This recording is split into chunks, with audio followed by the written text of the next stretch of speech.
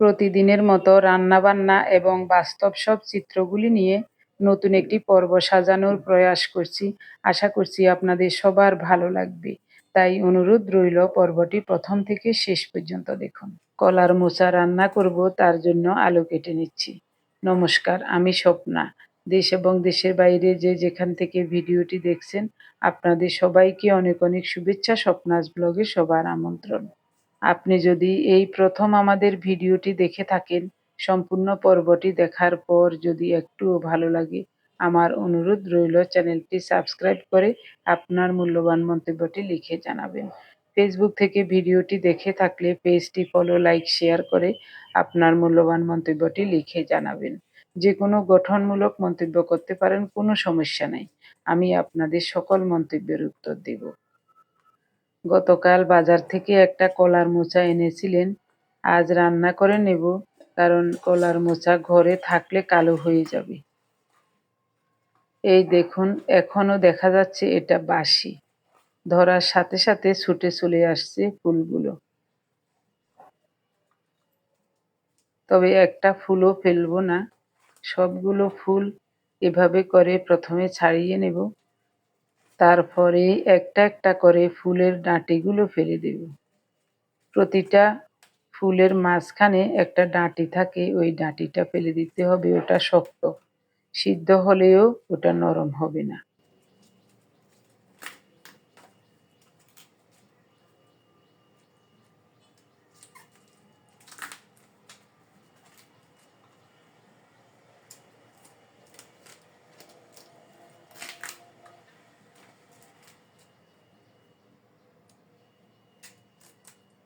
উপরের বাকলগুলি আর ফেলবো না, এগুলি নরম আছে থাক। এই পর্যন্তই ফেললাম। দেখা যাক, কাটার সময় যদি শক্ত লাগে তাহলে আরো একটা দুইটা পাট ফেলে দিব। এবার একটা একটা করে ফুলের ডাঁটিগুলো ফেলতে হবে। মোচা কাটতে একটু সময়েরও ব্যাপার, যেমন এই ফুলগুলি বাছতে সময় লাগবে।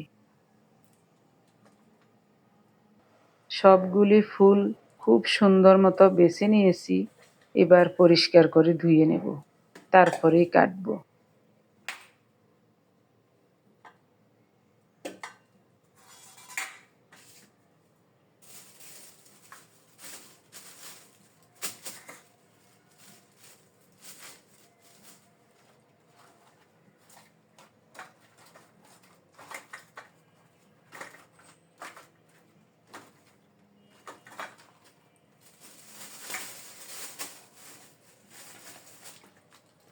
কলার ফুলগুলো খুব সুন্দর মতো ধুয়ে নিয়েছি। হাত, বটি, থালা, বাটি সব ধুয়ে নিয়েছি। কাটার পরে আর ধুইতে হবে না, কারণ এসব ছোটোখাটো জিনিসগুলি যদি কাটার আগেই ধুয়ে নেই তাহলে একেবারে ফ্রেশ থাকে। আর কাটার পরে ধুলে অনেক সময় কষের সাথে মিশে ধুলা, বালি বা ময়লা এগুলি বের হতে চায় না। আর ওটা ওভাবে ধোয়াও একটু কষ্টসাধ্য হয়। তাই আমি যেটা সহজ মনে করি বা সুন্দর মনে করি ওভাবেই কাজ করি। মোচাটা নরমই আছে, তাই আর উপরের বাকলগুলি ফেললাম না, এভাবেই কেটে নিলাম।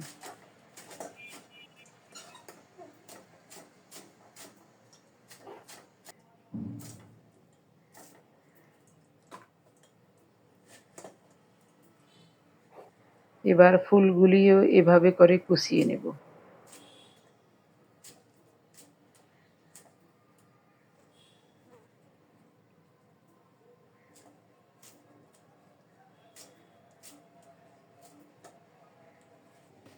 রান্না বসিয়ে দিলাম।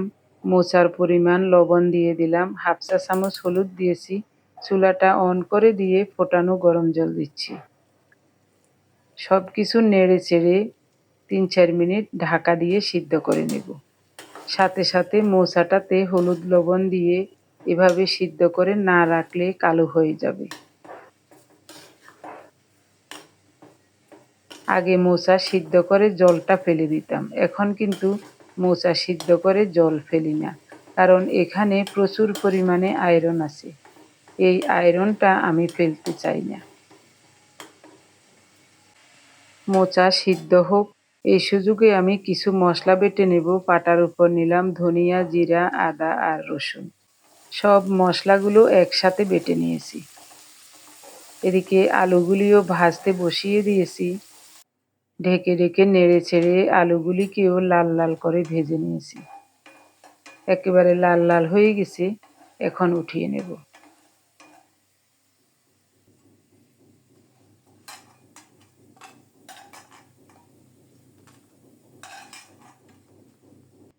এই তেলে আরও একটু তেল দিতে হবে। ফোড়নে দেব শুকনো মরিচ, গোটা জিরা আর তেজপাতা। ফোড়নটা রেডি হলে বাটা মশলা দিয়ে দেব।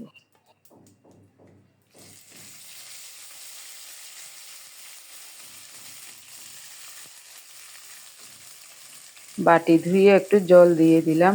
এই জলেই মশলাটাকে ভালো করে কষিয়ে নেব।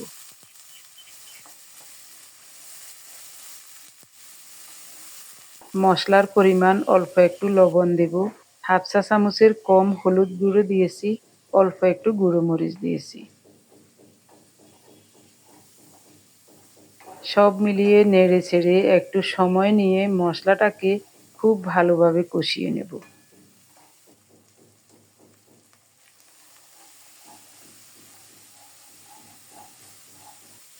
মশলাটা খুব ভালোভাবে কষানো হয়ে গেছে, এখন সিদ্ধ করা মোচা দিয়ে দিলাম। আগে মোচা সিদ্ধ করা জলটা ফেলে দিতাম, পরে যখন বুঝতে পারলাম যে মোচাতে প্রচুর পরিমাণে আয়রন থাকে, তার জন্য এখন ওই জলটা আর ফেলি না। ভেজে রাখা আলুগুলিও দিয়ে দিলাম। নেড়ে চেড়ে সব কিছু ভালো করে মিশিয়ে দিচ্ছি এবং মনে হচ্ছে একটু জলও লাগবে, তাই সামান্য করে একটু ফোটানো গরম জল দিয়ে ঢেকে দিলাম। এই সুযোগে আমি একটু গরম মশলা বেটে নেব, শুধু দারুচিনি, এলাচ। ততক্ষণে মনে হচ্ছে রান্নাটা খুব সুন্দর মতো হয়ে গেছে।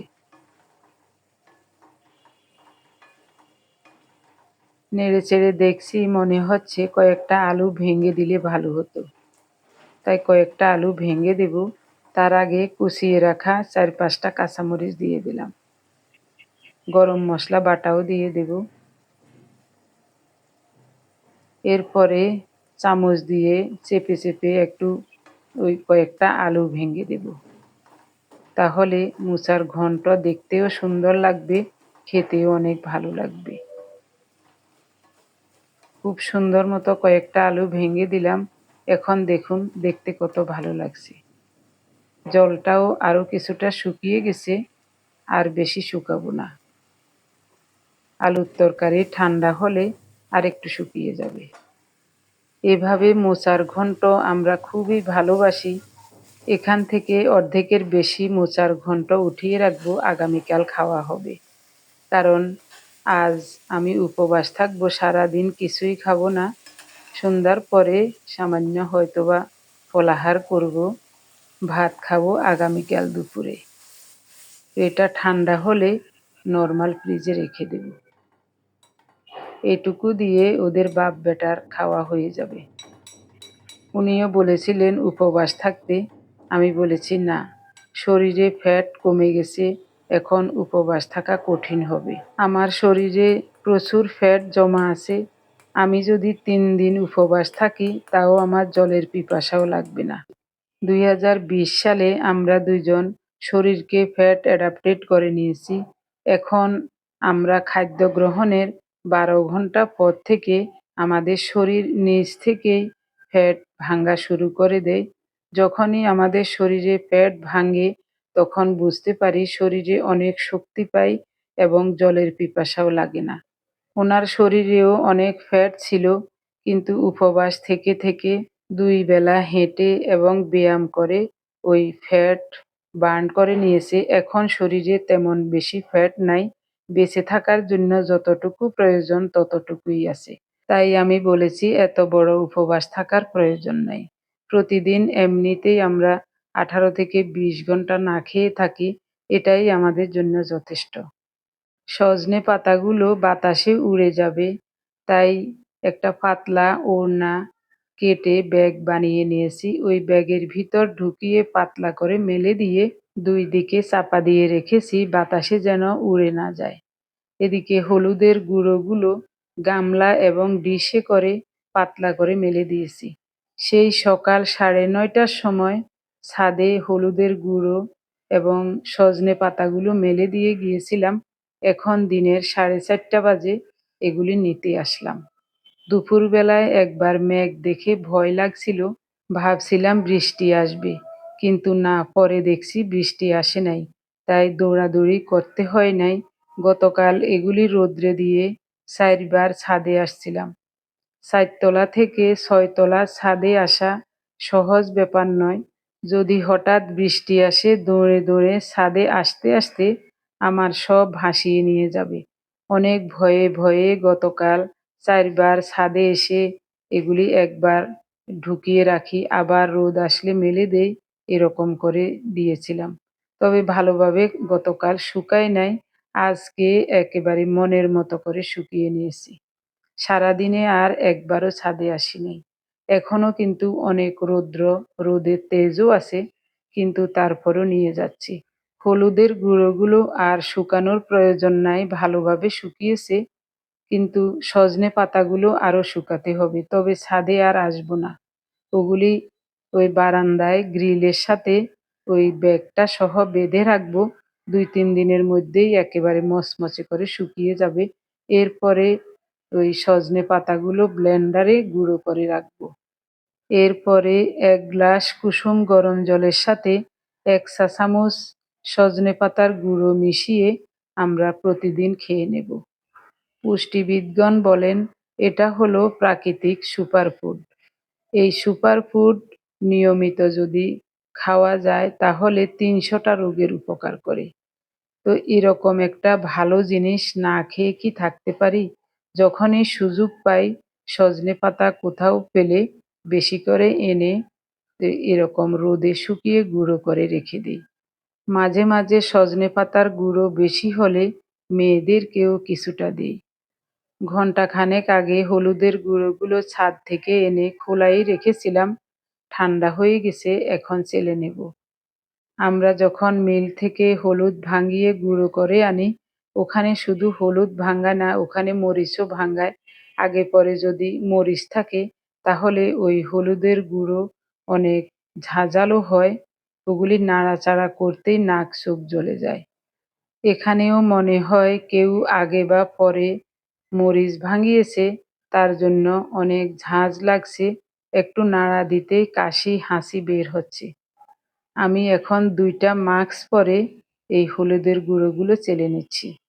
এরপরে গুঁড়োগুলো সামলিয়ে রেখে স্নান করে নেব। কিছুদিন আগে একজন দিদি কমেন্টস করেছিলেন, লিখেছেন, দিদি আপনি কিভাবে হলুদ মরিচের গুঁড়ো সংরক্ষণ করেন, যদি একটু বলতেন তাহলে উপকার হতো। এই মুহূর্তে ওনার নামটা আমার মনে পড়ছে না। সেদিন আমি ওনার কমেন্টসের খুব সুন্দর মতো রিপ্লাই দিয়েছিলাম এবং বলেছিলাম যে আবার কখনো যদি হলুদ মরিচের গুঁড়ো করি তখন দেখাবো কিভাবে আমি হলুদ মরিচের গুঁড়ো সংরক্ষণ করি। এখানে 2 কেজি হলুদের গুঁড়ো। হলুদগুলি বাজার থেকে আনার পরে আমি ভালোভাবে কচলিয়ে কচলিয়ে ধুয়ে দিয়েছি। এরপর গায়ের জলটা একটু শুকালে মিল থেকে ভাঙিয়ে এনেছিলেন, তারপরে 2 দিন রোদ্রে দিয়েছি এবং ভালো করে চেলে নিয়ে চালনের উপরে যে অবশিষ্ট অংশটা রয়ে গেছে ওটা আসলে হলুদের উপরের খোসা, ওটা ফেলে দেব। সবগুলো হলুদের গুঁড়ো ভালো করে চেলে নিয়ে এরকম ছোট বড় বয়মে ঢুকিয়ে রাখছি। বেশি বড় বয়মে অল্প গুঁড়ো রাখলে কিন্তু ওই গুঁড়োগুলো নষ্ট হয়ে যায়।